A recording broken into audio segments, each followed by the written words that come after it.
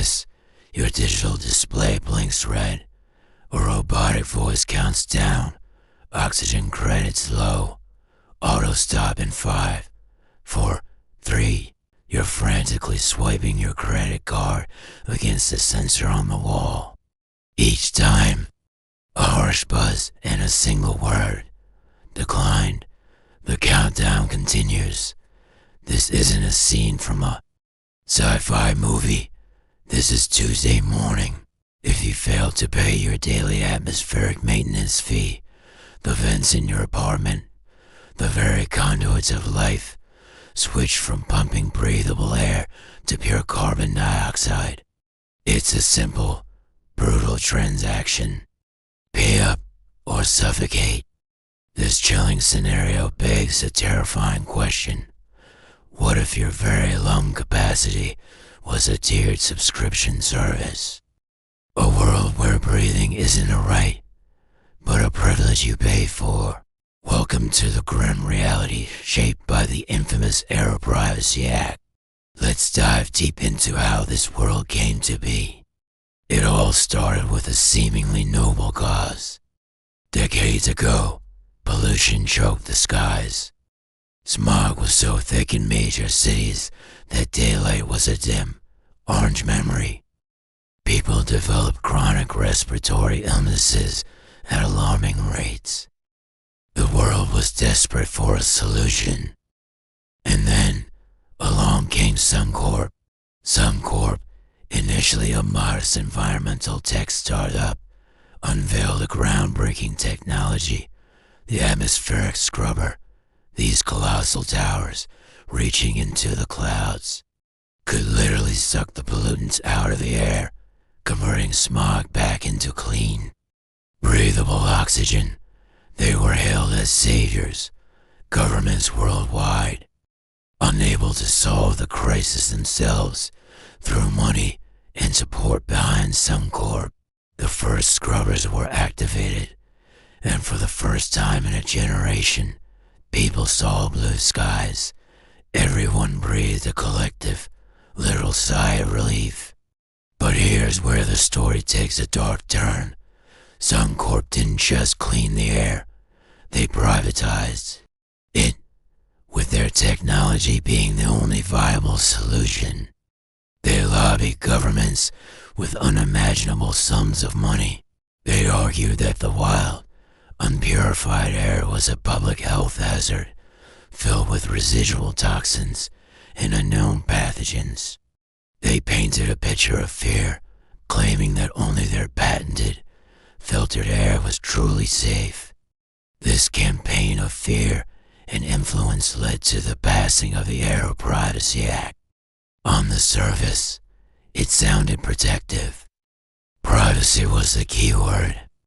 It was framed as protecting citizens from the invasion of harmful airborne particles.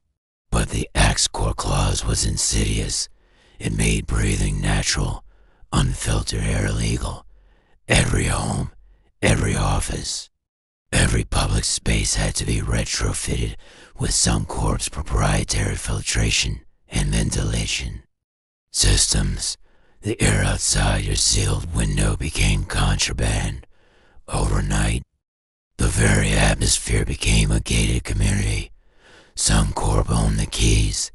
They didn't just sell filtration units, they sold the air itself. The atmospheric maintenance fee was born. A daily charge just to have breathable air piped into your home. Miss a payment? The system doesn't just shut off, it actively works against you, flooding your sealed environment with the CO2 scrub from other paying customers' homes. A brilliantly cruel bit of engineering. Waste not, want not. This created a rigid caste system based on air quality. Let's look at the subscription tiers. At the very bottom, you have the basic breathers. These are the millions living on a day-to-day subscription. Then you have the mid-tier, the silver lung subscribers.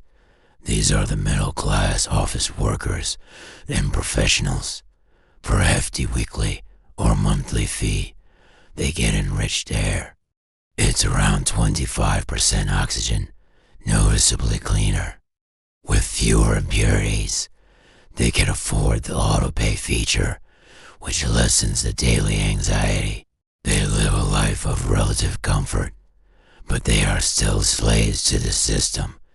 A job loss or a market downturn could send them tumbling down to basic status in an instant. Above them are the gold leaf members. These are the upper management, the affluent, the moderately wealthy. They don't just breathe, they indulge. Their subscription provides artisanal air. We're talking 30% oxygen, infused with custom scent pine forest after a rain, fresh ocean breeze, Himalayan mountain air. Their systems have multiple redundancies and a week's worth of backup. Power and oxygen. They view the daily fee as a trivial utility bill, like water or electricity. They are insulated from the daily terror that grips the lower tiers. And at the very, very top, the platinum atmosphere elite. These are the Suncorp executives, the political class they own. The generational super rich. They don't subscribe, they own. Many of them live in self-contained biodomes with real, growing plants, experiencing the luxury of naturally produced oxygen, the very thing they made illegal for everyone else. For them, the Air Privacy Act isn't a law. It's the foundation of their empire, the source of their unimaginable wealth and power. They breathe the free air of a bygone era, while the rest of the world pays for every single breath. The societal impact is profound. Lung capacity has become a literal status symbol. The wealthy, with their enriched air, are healthier, more energetic, more intelligent. The poor, breathing the dregs, are perpetually sick and tired, trapped in a cycle of poverty and poor health. There's a black market. Of course, airliggers risk their lives to crack open sealed buildings or venture into the toxic wild zones to harvest unfiltered air, selling it in canisters to the desperate. But getting caught means atmospheric reclamation, euphemism for having your air subscription permanently revoked. And what about Suncorp? They are the government. They are the law. They sponsor health initiatives on the dangers of rogue oxygen and run ads showing happy families enjoying their scented, branded air. They've perfected the art of selling a problem and its only solution. They don't see themselves as villains. In their view, they save the world from pollution, and a service of that magnitude deserves to be paid for.